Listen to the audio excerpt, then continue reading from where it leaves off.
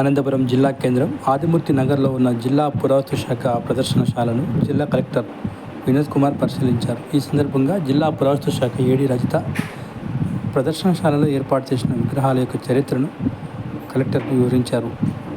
సుమారు గంట పాటు కలెక్టర్ పురావస్తు శాఖలోని అన్ని విభాగాలను పరిశీలించారు.